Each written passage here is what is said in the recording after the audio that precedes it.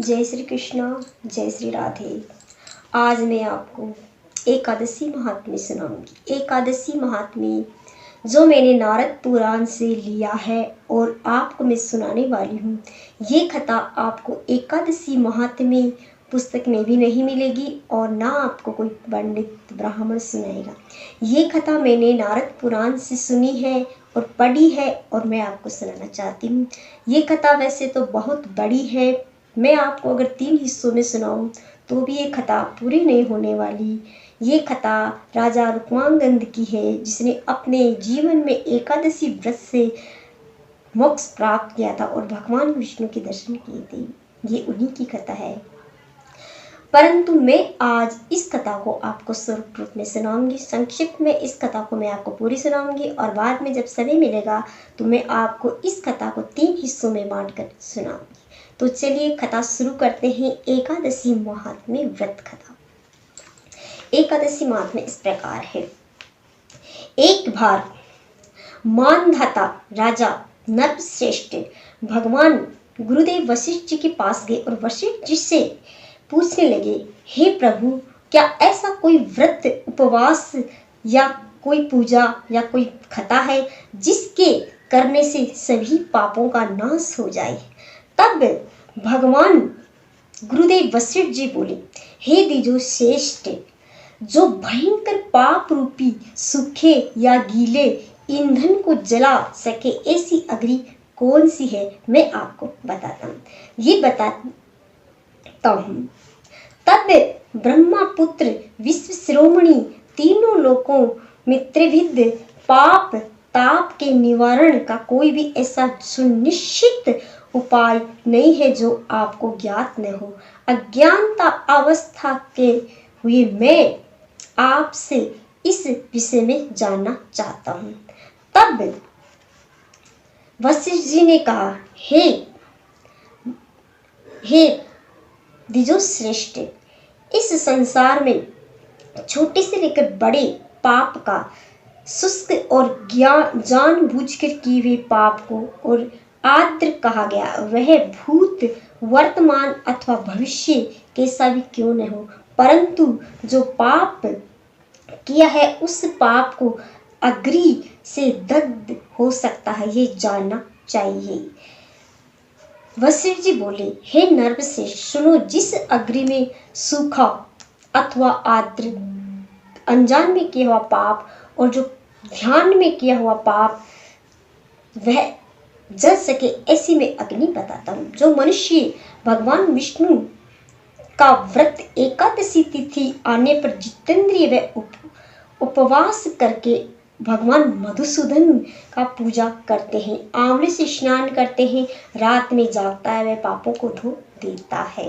राजन, एकादशी नामक अग्नि से पातक रूपी ईंधन 100 वर्षों से संचित किया हुआ ईंधन, पाप का ईंधन होता है ना, वो 100 वर्षों से हम सींचते उसे बढ़ा लेते हैं। उस पाप को वह एक जैसे रुई के ढेर को एक तिनके भर की आग जलाकर भस्म कर देती है, उसी प्रकार एकादशी का व्रत हमारे समस्त जीवन में किए हुए पापों को एक व्रत एकादशी का नाश कर सकता है। वो विधि विधान से और भगवान में सच्चे भाव से करके हमारी 10 इंद्रियों पर और 11वां हमारा मंत्र, ये 11 इंद्रियों पर काबू करके इस एकादशी के व्रत को करने से हमारे शरीर के जितने भी पाप है उन पाप की ईंधन को जैसे रुई के ढेर को एक तिनके भर की आग जलाकर भस्म कर देती है, उसी प्रकार एकादशी का व्रत इस पाप को भस्म कर देता है। तब भगवान वशिष्ठ जी गुरुदेव मानधाता से बोल रहे हैं कि हे राजा मानधाता, मैं इस विषय में तुम्हें एक कथा सुनाता हूँ। एक बार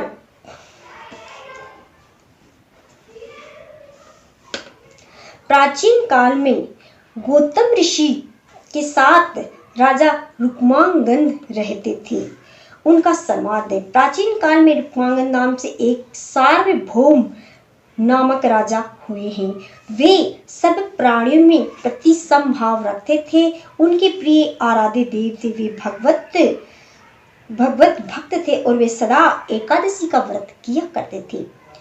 राजा उपमांगद इस जगत में देवेश्वर भगवान पद्मनाभ को सिवा किसी और देवता को नहीं जानते थे।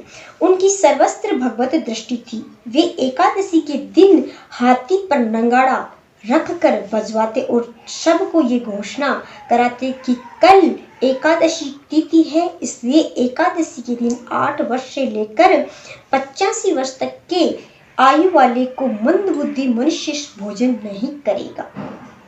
वह मेरे द्वारा दंड का भागी होगा। उसे नगर में निर्वासित कर दिया गया था।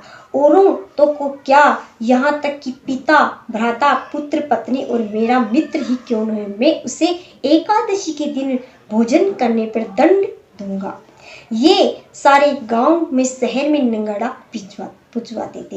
इस प्रकार उनके गांव में, उनके शहर में, उनके राज्य में ऐसा कोई जीव, ऐसा कोई प्राणी, ऐसा कोई बालक 8 वर्ष से नीचा और 85 वर्ष से कोई पुरुष, कोई व्यक्ति नहीं था, स्त्री कोई भी नहीं थी जो एकादशी का व्रत नहीं करते थे। वे सभी एकादशी का व्रत करते थे।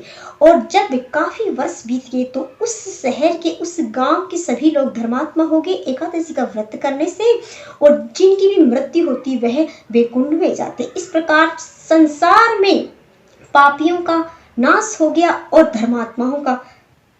धर्मात्मा बढ़ गए। तब यमराज को दुख सताने लगा कि देखो, राजा रुक्मांगद की वजह से मेरे यमपुरी में कोई नहीं आ रहा। एक बार यमराज के कुछ दूत धरती पर आए और रुक्मांगद की नगरी से 3 पापियों को लेकर जा रहे थे। तभी उन पापियों को यमलोक पर लेकर गए तो यमलोक की ताड़ना देने के लिए उन्हें डाला गया तो वहां पर शीतल जल बहने लगा और फूलों की वर्षा होने लगी।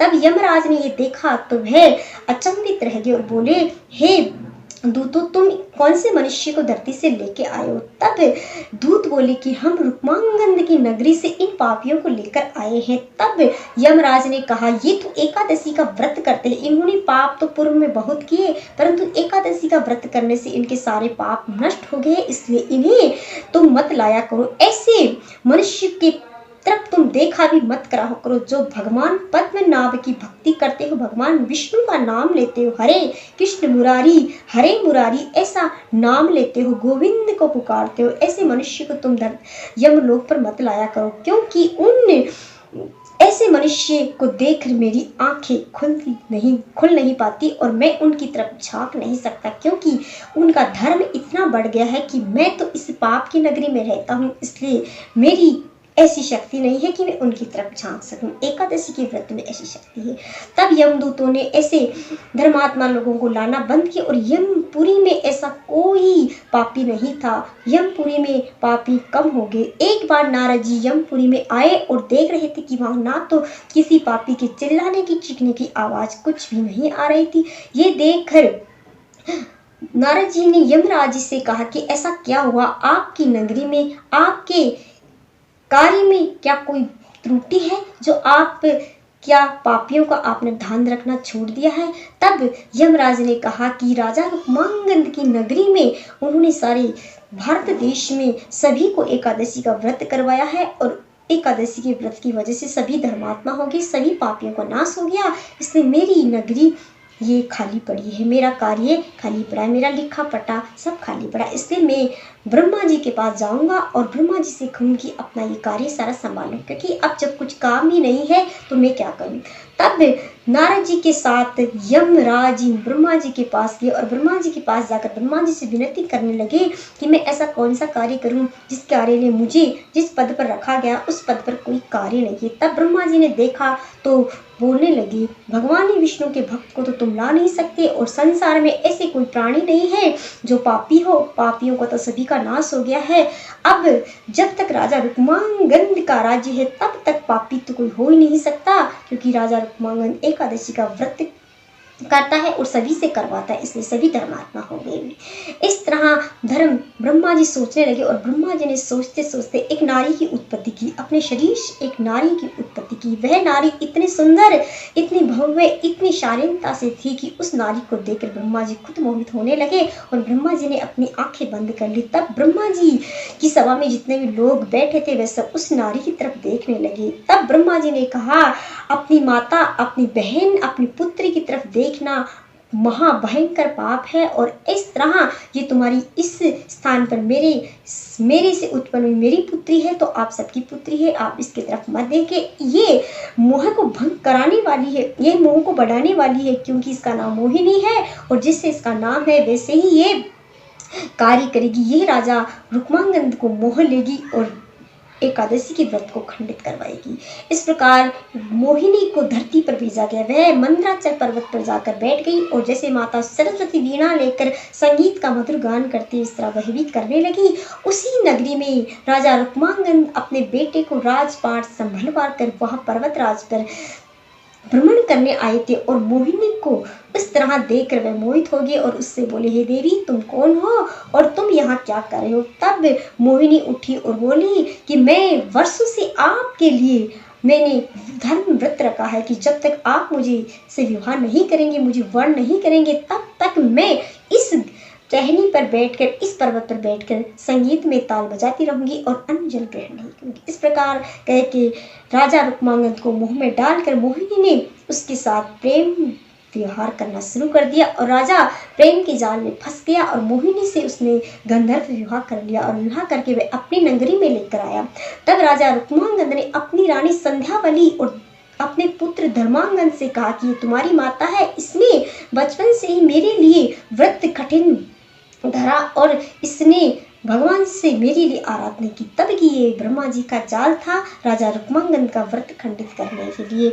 इस प्रकार संध्यावली को कोई कष्ट नहीं हुआ, उसे इस बात का कोई दुख नहीं हुआ कि उसकी पत्नी ने दूसरा विवाह कर लिया और धर्मदत्त राजा ने उसे अपनी माता का ही दर्जा दिया। इस प्रकार कई दिन बीत के एक दिन एकादशी का दिन था। राजा ने एकादशी का व्रत रखा था। तब रानी मोहिनी ने कहा कि आप भोजन कर लीजिए, मुझे भी भोजन करना है। राजा रुक्मांगद ने कहा कि आज तो मेरा एकादशी का व्रत है, इसलिए मैं धर्म व्रत नहीं कर सकता। परंतु मोहिनी नहीं मानी कि आपको भोजन करना ही है, करना ही है, हट लगाकर बैठ गई। परंतु राजा रुक्मांगद ने कहा, चाहे मेरे प्राण ले लो, पर मैं आज एकादशी के दिन अन्न ग्रहण नहीं करूंगा। इस प्रकार मोहिनी ने सभा बुलवाई ब्राह्मणों की। तब ब्राह्मणों से उसने पूछा कि ऐसा कौन सा राजा के लिए धर्म है जो वो एकादशी का व्रत करे। तभी ब्राह्मणों ने कहा, ये व्रत विधवाओं के लिए, गरीबों के लिए, ब्राह्मणों के लिए, धर्म यज्ञ शास्त्रों के लिए, ऐसे लोगों के लिए, ऋषियों के लिए, साधु संतों के लिए, परंतु राजा के लिए कोई जरूरी नहीं कि इस व्रत को करे। परंतु राजा ने ये प्रण कर रखा था कि मैं जब तक इस धरती पे श्वास लूंगा तब तक एकादशी के दिन व्रत भोजन नहीं करूंगा और एकादशी का व्रत मैं आजीवन करूंगा, मेरी आखिरी सांस तक मैं एकादशी का व्रत करूंगा। उसने ऐसा प्रण ले रखा था। इसलिए ब्राह्मणों से उसने निम्र भाव से कहा कि हे ब्राह्मण देव, आप सब सत्य कह रहे हैं, परंतु मैंने एकादशी को इस तरह धारण किया है, मेरे जीते जी में इस को उतार नहीं सकता, इसे छोड़ नहीं सकता। ब्राह्मण देवता सब अपने अपने घर चले गए और मोहिनी क्रोध में आ गई और संध्यावली और धर्मदत्त से कहने लगी, मैं इस घर को छोड़ के चली जाऊंगी, क्योंकि तुम्हारे पिता ने और तुम्हारे पति ने मेरा मान अपमान किया है, मेरा मान सम्मान नहीं किया और मेरा अपमान किया है, मुझे मेरे कहने पर भोजन नहीं किया। तब राजा रुक्मांगद ने मोहिनी से कहा, तुम कुछ भी मांग लो, चाहे मेरे सर्वस्व मांग लो, मेरा राज्य मांग लो, मेरा पुत्र, मेरी पत्नी, जितने हाथी घोड़े राजपाट सब कुछ तुम ले लो, यहाँ तक कि मेरे प्राण भी ले लो, परंतु मैं एकादशी के दिन व्रत नहीं तोड़ूंगा और भोजन नहीं करूंगा। मोहिनी बोली, अगर तुम भोजन नहीं कर सकते तो फिर मुझे कुछ नहीं दे सकते, मुझे कुछ नहीं चाहिए, ना हाथी घोड़े, ना राजपाट, ना घर, ना आपका पुत्र, आपका राज्य, कुछ नहीं चाहिए। आप अपना राज्य अपने पुत्र को दे दीजिए, अपनी रानी को पत्नी का अधिकार दीजिए, मुझे पत्नी का अधिकार भी नहीं चाहिए, परंतु मैं यही चाहती हूँ कि आप एकादशी का व्रत छोड़कर भोजन करें, यही मेरी एक इच्छा है।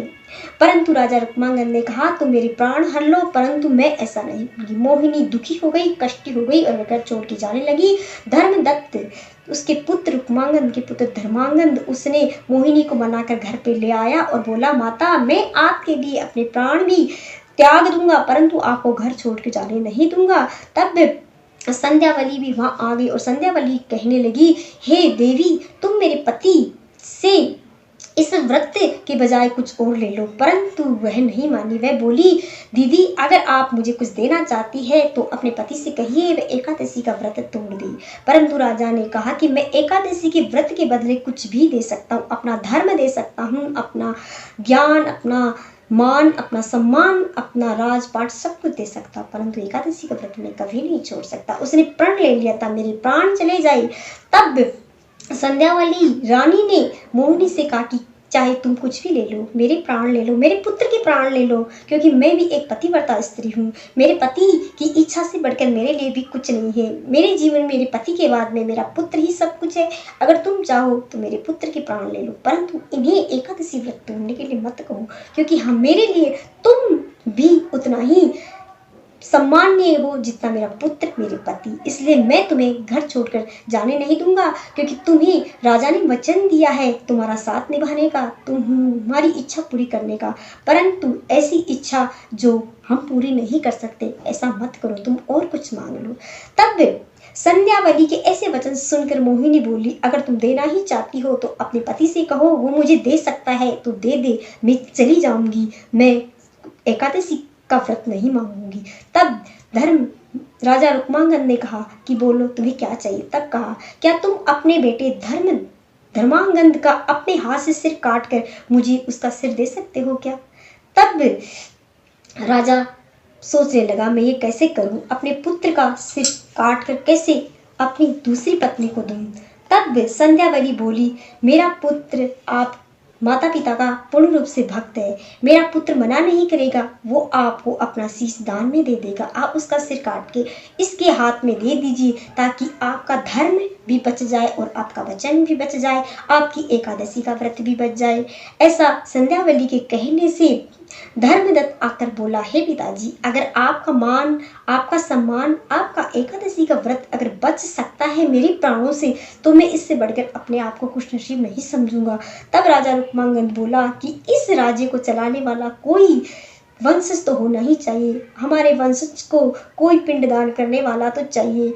तब धर्मांगद बोला कि एकादशी का व्रत बच जाए, इससे बड़ा पिंडदान और इससे बड़ा वंश चलाने वाला और कौन सा होगा। अगर आपकी एकादशी बच गई तो संसार में इससे बढ़कर कोई नाम नहीं होगा, इससे बढ़कर कोई काम नहीं होगा। धर्मांगद के ऐसा कहने पर राजा रुक्मांगद ने तलवार निकाली और अपने बेटे का सर धड़ से अलग कर मोहिनी की गोद में डाल दिया।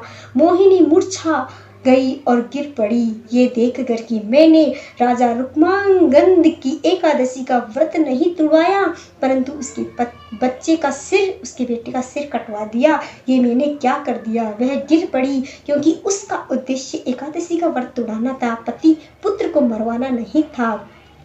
ऐसा देखते देखते जब उसके बेटे का सिर धड़ से नीचे गिरा, तभी भगवान विष्णु बैकुंठ से गरुड़ पर सवार होकर आए और रुक्मांगद से बोले, हे पुत्र, मैं तुम पर बहुत प्रसन्न हूँ, तूने आज एकादशी के व्रत के लिए अब बचाने के लिए अपना सब कुछ न्योछावर कर दिया, अपना वंशज को मिटा दिया। मैं तुम पर बहुत प्रसन्न हूँ और मैं तुम्हें अपने साथ गरुड़ पर बैठाकर विष्णु लोक को ले जाऊंगा।